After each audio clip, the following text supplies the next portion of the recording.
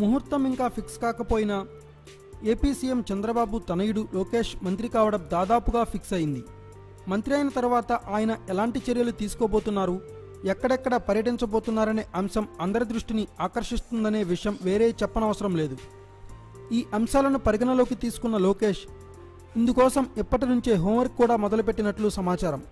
తనకు దక్కబోయే శాఖలపై ఇప్పటికే తండ్రి నుంచి క్లారిటీ తీసుకున్న ఏపీ యువనేత ఆ శాఖలో పనితీరు మెరుగుపరిచేందుకు ఎలాంటి చర్యలు తీసుకోవాలనే దానిపై పలువురు సీనియర్ ఐఏఎస్ అధికారులు, పార్టీ సీనియర్ల దగ్గర సలహాలు తీసుకుంటున్నట్లు వార్తలు వినిపిస్తున్నాయి.